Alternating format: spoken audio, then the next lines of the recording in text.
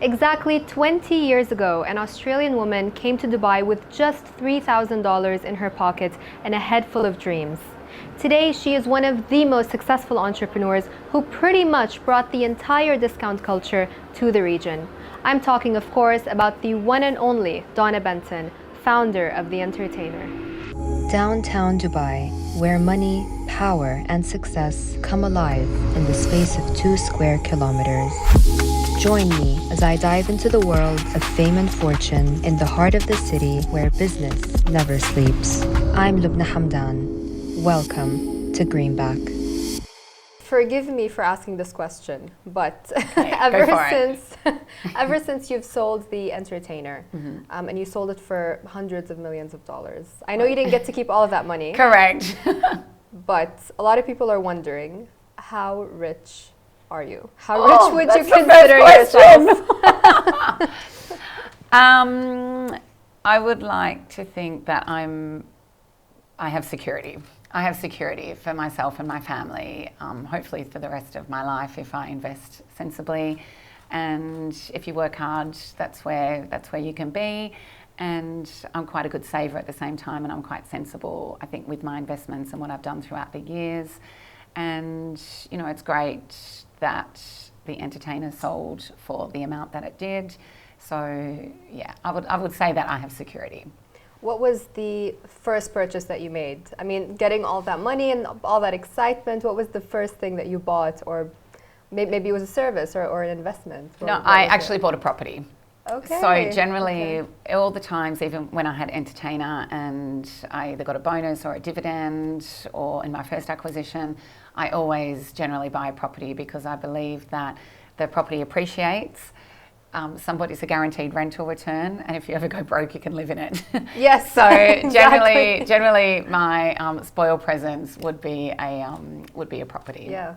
And I mean, discount culture in the Arab world was always kind of a taboo, right? You know, I mean, I still know people who, when we go to restaurants, and actually my boss is one of them. I think he's watching right now, but he's one of those people. He wasn't our market then. You know, no.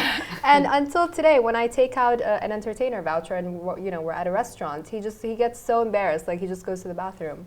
How did you make millions? How did you change that?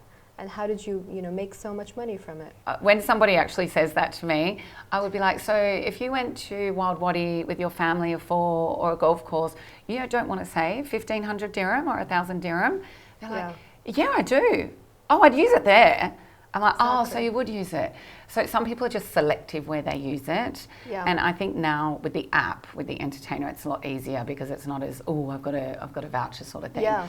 At a lot of the restaurants especially, they don't like you very much, do they? Because you give people... No, they do. No, the restaurants loved us. They're like, the discount culture is a disease. No, well, look, I started 18 years ago, so I always believe in a partnership. Yeah. It's got to be a win-win situation. So at the same time, we're also giving them a lot of revenue. So when some outlets, for example, wanted to break in The Entertainer, some of them would lose 60% of their revenue all year round.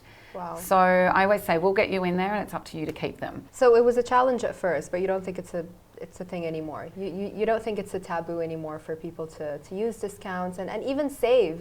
Even saving is such a taboo in the Arab world, like especially in Dubai, with the lifestyle as well. It's a bit hard to save, like people live paycheck to paycheck. Sure. I think with any voucher or any discount, there's a stigmatism. Right. So I was really big when I owned The Entertainer on it's a buy one, get one free. There was no discount. I didn't want a 10, 20% off model. I wanted everything to be uniformed. Yeah. So if you went to KFC or Coluccio's or Wild Wadi or Magic Planet or wherever it would be, you would get buy one, get one free. Yeah. So that's probably the highest value of discount or savings that you can actually get. So it was sort of a mid-premium product because it wasn't discountable. Yeah. So I was really proud of the buy one, get one free because we ended up having over 10,000 merchants in 15 countries all on that formula. So that's why it was so popular, because there was so much value in there. In regards to the saving, well, I think that's an individual, I think that's more for the individual on how you can save, how you've grown up, how if your parents taught you to save. Yeah. for example, my nana, she always taught me to save for a rainy day. So I have a rule that, I have an 80-20 rule. Right. Well, I sort of had the 80-20 rule, but I now, after all your expenses, you save 80%, you spend 20. Yeah. So if you've got $100 left after all your expenses, well, you can splurge 20 and save 80 because you always need money for a rainy day. Definitely. And, you know, that's one thing I'm proud of with the Entertainer. I was never in debt. I never had any overdrafts. We were always cash positive. So that lesson actually taught me a little bit to actually, you know, save. I kind of do the opposite. I spend 80 and I don't even And save keep the 20. I just use the 20 to survive. Like through the month. You never know when you need it. I know. The other day, well, this is really embarrassing, but I'm going to tell you anyway. So I have this really nice kind of Dolce & Gabbana wallet. Oh, and nice. I just opened it the other day, and it was kind of the end of the month, and I look inside my wallet, and it's like 30 dirhams. And I'm like, wow, I'm carrying around this Dolce & Gabbana wallet, this Dolce & Gabbana bag, and I have 30 dirhams 30 dirham in it. But I mean, a lot of the younger generation as well just does not save, especially the ones in Dubai. What advice would you give them? I mean, look, what I would say is I struggle a bit with the whole brands thing. Like, say you were saying you have a Dolce & Gabbana wallet, which is great because everyone wants one of those, or a Louis Vuitton bag, or Gucci, or whatever it may be. I would say to the younger generation, you don't need to rush to get it. You know, you don't need to keep up with the Joneses. Yeah. You can actually save that money, and you can just go and buy another. You can buy a nice wallet, or, you know, put it on your Christmas list for your parents or your husband or boyfriend or whoever it may be. Yeah. You don't need to have everything at once. Don't wish your life away, you know, too much and have every designer thing that you can have, because you're never going to appreciate it later in life. Agreed. So, you know, if your bag's going to cost 2,000 dirham, buy one for 400. Save 1,500, and you've still got the 100 to put in the other wallet. Yeah, exactly. You know, and at the end of the day, you'll be richer later in life than your friends will be, because they would have spent all their money. Definitely. Was it more difficult for you as a woman setting up this company? I mean, I get asked that a lot. You get asked that a lot, don't you? I get asked that a lot, and I actually say no, it wasn't. Yeah. If anything, it was an advantage, because when I started 18 years ago, or 20 years ago nearly now, it was great. You know, I would go to the bank and there was women's queues. So I would get through so much quicker. When I would go to the municipality and to do the legalities, you know, you were first or second there because there was women's queues.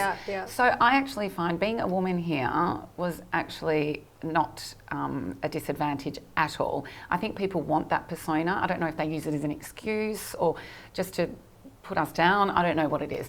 But it definitely wasn't a disadvantage. If anything, it was an advantage because we got things done quicker. Yeah. So what happened to the Shark Tank idea? So no, I'm still doing the Shark Tank. You're still doing it? Yeah, Okay. still doing that. So what that is, it's a bit of CSR, giving back. Yeah. So under the Benton Group, which we have now, we have some companies being Dawson Sports, the Sunset Hospitality Group that we have, Chloe's Salon, and our new swimwear brand, Kaha Kapo. Yes.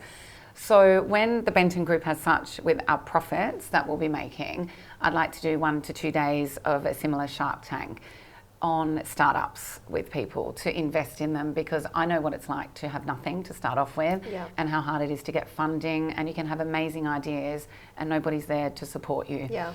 And it's really hard with VC, PE companies because they're looking for that whole spreadsheet on the 5-year plan, and that's great, but a lot of them are not big enough for them at that stage.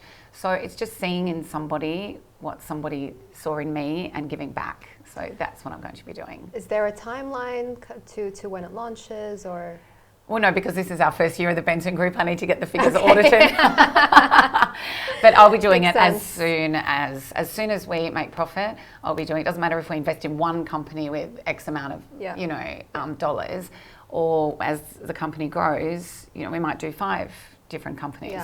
So that's something that myself would like to do, and the company, just to give back and to give other people the opportunity that I had and to reach their dreams. It's been amazing, Donna. Thank you so much for joining us. Thank you for having me. I have one little surprise before you go. Oh, thank you. And it's just a little thing that we've got for you. Dolce & Gabbana first. I mean, you can write D&G on it. No, I'm not like that at all. Let me entertain you. Oh. It's just, yeah. Thank I hope you. you like it. I do. I'm all about puns. I'll put this in my glory box Amazing. for founding entertainer. Love it. I've interviewed so many entrepreneurs over the past 6 years, but as I'm sure you will agree, Donna Benton is by far one of the most fascinating. And that is exactly why you need to comment, like, and subscribe, because there is so much more where that came from. So meet me here next week, same place, same time, for your dose of fascinating conversations.